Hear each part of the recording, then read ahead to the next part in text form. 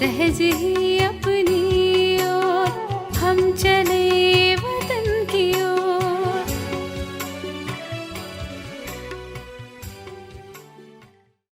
ஓம் சாந்தி. 29/5/1970 அவ்யக்த பாப்தாதா மதுபன். வாணியின் தலைப்பு சமீப ரத்தினங்களின் அடையாளங்கள். சமயம் எவ்வளவு சமீபமாக சென்றடைந்து கொண்டிருக்கிறது என்ற கணக்கை உங்களால் வெளிக்கொண்டு வர முடியுமா? வருங்கால லட்சணத்துடன் கூடவே சொரூபத்தின் லட்சியமும் கூட முன்னால் உள்ளதா? சமீபத்தின் லட்சணம் எவ்வாறு இருக்கும்? எப்படி யாராவது சரீரத்தை விடப்போகிறார் என்றால் அநேகருக்கு தெரிந்து விடுகிறது. நீங்களும் இந்த சரீரம் தனியாகிவிட்டது போல அனுபவம் செய்வீர்கள். இதை நாம் தாரணை செய்து நடத்தி கொண்டிருக்கிறோம். சமீப ரத்தினங்கள் சமீபமாக வருவதற்கு அடையாளம் இதுவாகத்தான் இருக்கும். சதா தன்னுடைய ஆக்காரி ரூபம் மற்றும் வருங்கால தேவதா ரூபத்தை முன்னால் பார்த்து கொண்டே இருப்பீர்கள். இது நடைமுறையில் அனுபவமாகும். ஒளியின் ஃபரிஷ்தா சொரூபம் முன்னால் காணப்படும். அதாவது இதுபோல் ஆக வேண்டும் மற்றும் வருங்கால ரூபமும் தென்படும். இப்போது இதை விட்டோம், அதை எடுத்துக்கொண்டோம். எப்போது இது போன்ற அனுபவம் ஏற்படுகிறதோ அப்போது நாம் சம்பூர்ண நிலையின் சமீபமாக இருக்கிறோம் என புரிந்து கொள்ளுங்கள். ஒரு கண்ணில் சம்பூர்ண சொரூபம் மற்றும் இன்னொரு கண்ணில் வருங்கால சொரூபம் இதுபோல் பிரத்யக்ஷமாக காணப்படும். தன்னுடைய இந்த சொரூபம் பிரத்யக்ஷமாக இருப்பது போல் அனுபவமாகும். அமர்ந்திருக்கும் போதே இதுபோல் அனுபவம் செய்வீர்கள். அதாவது நாம் இங்கே இல்லை, ஆனால் அந்த சம்பூர்ண சொரூபத்தில் அமர்ந்திருப்பது போல் அனுபவமாகும். இந்த புருஷார்த்தி சரீரம் முற்றிலும் உள்ளடங்கிவிடும். அந்த இரண்டும் வெளிப்படும். ஒரு பக்கம் அவ்யக்த சரீரம், இன்னொரு பக்கம் வருங்கால சரீரம். எப்போது முதலில் நீங்கள் அத்தகைய அனுபவம் செய்கிறீர்களோ அப்போது மற்றவர்களுக்கும் இது அனுபவமாகும். எப்படி ஒரு ஆடையை விட்டு வேறொரு ஆடை அணிந்து கொள்கிறோமோ அதுபோல அனுபவம் செய்வீர்கள். இது உள்ளடங்கிவிடும், அது வெளிப்படும். இது மறந்து கொண்டே போகும். இந்த நிலையில் மனோபலமும் உள்ளது. எப்படி உயில் எழுதி வைக்கின்றனர் இல்லையா? ஆக உயில் எழுதிய பிறகு என்னுடையது என்று இருந்த அனைத்தும் முடிந்துவிட்டதாக அனுபவமாகும். பொறுப்பு இறங்கிவிட்டது. மனோபலம் கூடுகின்ற இதுவும் அனுபவமாகும்.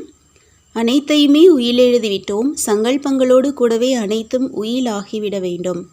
சரீர உணர்வை விடுவது மற்றும் அப்போதே சங்கல்பங்கள் அனைத்தையும் உயிலாக்கி விடுவது, இதுதான் சக்தி. பிறகு சமநிலையின் அனுபவமாகும்.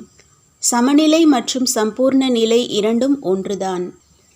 இப்போது இந்த சார்ட் வைக்க வேண்டும். அந்த சார்ட்டோ பொதுவானது. இந்த 5 தத்துவங்களின் சரீரம் இருந்த போதும் கூட ஒளி சொரூபத்தின் அனுபவம் செய்வீர்கள். கேட்டீர்கள் இல்லையா? ஒளி என்ற சொல்லின் அர்த்தத்திலும் கூட வேறுபாடு உள்ளது. ஒளி என்றால் லேசான தன்மை என்பதும் உள்ளது. மேலும் ஒளி என்றால் ஜோதி என்றும் சொல்லப்படுகிறது. முற்றிலும் லேசான தன்மை, அதாவது ஒளி ரூபமாகி சென்று கொண்டிருக்கிறோம். நாமோ நிமித்தமாக இருக்கிறோம். அவ்யக்த ரூபத்திலோ ஒவ்வொரு விஷயத்திலும் உதவி கிடைக்கிறது. நல்லது. பார்ட்டிகளுடன் அனைவரின் புருஷார்த்தம் சரியாக சென்று கொண்டிருக்கிறதா? எந்த நம்பருக்கான லட்சியம் வைத்திருக்கிறீர்கள்? முதல் நம்பரை அடைய என்ன செய்ய வேண்டும் என தெரியுமா? முதல் நம்பர் பெறுவதற்காக விசேஷ விரதம் வைக்க வேண்டும். ஃபாஸ்ட் என்பதற்கு 2 அர்த்தங்கள் உள்ளன. ஒரு ஃபாஸ்ட் விரதம் என்றும் சொல்லப்படுகிறது. ஆக விசேஷமாக எந்த மாதிரி விரதம் வைக்க வேண்டும்? தூய்மை. இந்த விரதமோ பொதுவானதாகும். இந்த விரதத்தை அனைவரும் மேற்கொள்கின்றனர். ஃபர்ஸ்ட் வருவதற்காக விசேஷ விரதம் வைக்க வேண்டும். அதாவது ஒரு பாபாவை தவிர வேறு யாரும் இல்லை. ஒவ்வொரு விஷயத்திலும் ஒருவரின் நினைவு மட்டுமே வர வேண்டும். எப்போது இந்த ஃபாஸ்ட் விரதம் வைக்கிறீர்களோ அப்போது ஃபர்ஸ்ட் முதலில் வந்து விடுவீர்கள். இரண்டாவது, விரைவாக செல்வதற்கும் ஃபாஸ்ட் என்று சொல்லப்படுகிறது. அதாவது தீவிர புருஷார்த்தம். யார் சதா மாயா மீது வெற்றி கொள்கின்றனரோ அவர்களே மகாரதி என சொல்லப்படுகின்றனர். மாயாவுக்கு சதா காலத்திற்கும் விடை கொடுத்து விட வேண்டும். விக்னங்களை அழிப்பதற்கான முழுமையான ஞானம் உள்ளதா? சர்வசக்திவான் குழந்தைகள், மாஸ்டர் சர்வசக்திவான் நீங்கள். ஆகவே ஞானத்தின் ஆதாரத்தில் விக்னங்களை அழித்து சதா மூழ்கிய நிலையில் இருக்க வேண்டும். விக்னங்கள் அழியவில்லை என்றால் நிச்சயமாக சக்திகளை அடைவதில் குறைபாடு உள்ளது. ஞானத்தை பெற்றுக்கொண்டிருக்கிறீர்கள், ஆனால் அதை உள்ளே நிறைத்து கொள்ளவில்லை. ஞானத்தை நிறைத்து கொள்வது என்றால் சொரூபமாக ஆவது. புரிதலோடு கர்மம் செய்யப்படுமானால் அதன் பலனாக வெற்றி அவசியம் வெளிப்படும். இரண்டாவது, தீவிர புருஷார்த்தியின் லட்சணங்கள் என்னவாக இருக்கும்? புரிய வைக்கப்பட்டது இல்லையா? கட்டளைப்படி நடப்பவர் என்று யார் சொல்லப்படுகிறார்? யாருடைய சங்கல்பம் கூட கட்டளையின்படி இல்லாமல் இருப்பதில்லையோ அப்படிப்பட்ட கட்டளைப்படி நடப்பவர்தான் தீவிர புருஷார்த்தி என சொல்லப்படுகிறார். சர்வசக்திவான் தந்தையின் சக்திவான் குழந்தைகள் முன்னால் மாயாவும் கூட தூரத்திலிருந்தே சலாம் வைத்து விடை பெற்று கொள்ளும். வல்லபாச்சாரி என சொல்லப்படுபவர்கள் தங்களின் சீடர்களையும் கூட தொடவிட மாட்டார்கள்.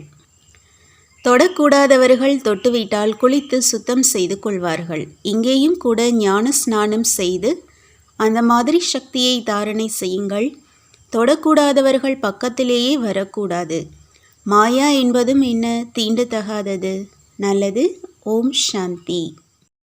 तो बच्चों को तो सर्विस करनी है, जो बाबा कहते हैं सबको ये बताओ कि देखो तुम्हारा एम एंड ऑब्जेक्ट ये है, एक गीता है बढ़िया, ये राजयोग है ना बच्चे। कैसे है राजयोग? बिल्कुल सहज है कि बाप को याद करो तो ये वैसा मिलेगा तुमको। ओम शांति।